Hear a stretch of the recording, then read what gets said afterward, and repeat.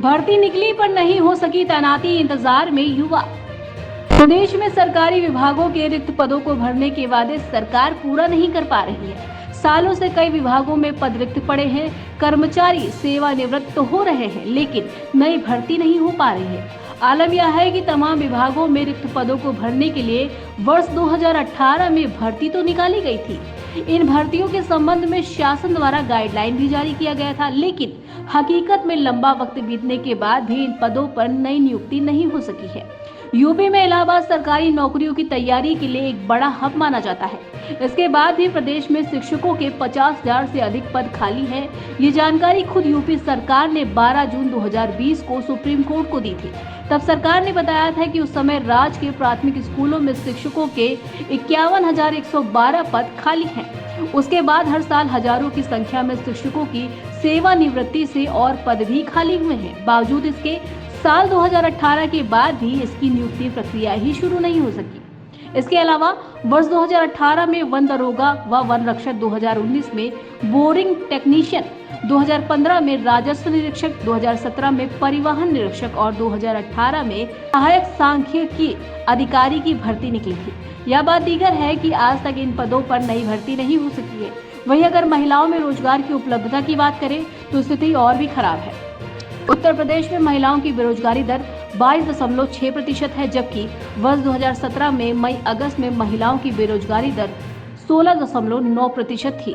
अगर वर्ष 2017 से तुलना करें तो पाएंगे कि पिछले 7 सालों में महिलाओं की बेरोजगारी दर में 5.7% की बढ़ोतरी हुई है। राष्ट्रीय प्रस्तावना के लिए लखनऊ से संजू श्रीवास्तव की रिपोर्ट। हर पिता का सपना होता है कि उसका बेटा सरकारी नौकरी पा जाए, और सरकार इतनी गलत बयानी सदन में कर रही है। मान्यवर, ये जो सरकार है ये लगातार गलत बयानी सदन में कर रही है। और जिस तरह से मैंने पहले भी कहा कि एक पिता का सपना होता है वो पेट काट के पालता है बच्चे को कि सरकारी नौकरी दिला दे, और सरकार का हाल ये है मान्यवर कि आज सरकार सदन में गलत बयानी कर रही है। अभी माननीय मंत्री जी कह रहे हैं कि सरकारी नौकरी ये लिख के दिया, और अभी आपके सामने पढ़ भी दिया कि श्रम सेवा आयोजन विभाग के माध्यम से सरकारी नौकरी उपलब्ध कराए जाने के संबंध में कोई कार्रवाई नहीं की जाती। अब आप सोचिए मान्यवर कि जहां एक तरफ पूरे प्रदेश के हाल बेहाल हैं, आज ये हाल है कि सारे के इतना लंबा इंतजार करने के बाद सारे पेपर लीक हो रहे हैं, बड़ी बड़ी धांधलियां हो रही हैं, पेपर रद्द हो रहे हैं, और ये इनकी सेवा आयोजन पोर्टल की वेबसाइट है। मान्यवर, ये वेबसाइट देखिए, इस वेबसाइट का पहला पन्ना है, उसके बाद जो दूसरा पन्ना खुलता है तो दूसरे पन्ने में मान्यवर ये लिख के आता है सरकारी नौकरियों के लिए लिंक भी है, सरकारी नौकरियों के लिए फॉर्म भी है, और उसके बाद सरकार गलत बयानी मान्यवर सदन में कर रही है कि हम सरकारी नौकरी नहीं देते। ये आपको मान्यवर मैं देना चाहता हूँ। आप हमको देकर क्या करेंगे आशुतोष जी? अरे सर, आपके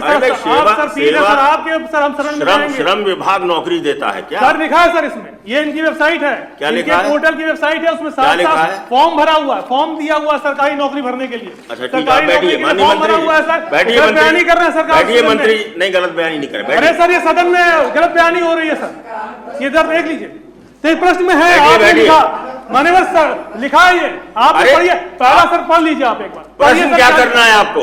सर यही कह रहा हूं कि सर ये मुझे बताइए कि पहली बात कि जब आपने ये कहा कि सरकारी नौकरी हम नहीं देते, ये आप सदन में कह रहे हैं, और आपके पोर्टल में सरकारी नौकरी का एप्लीकेशन फॉर्म है, तो उनसे पूछिए, उनसे प्रश्न पूछिए।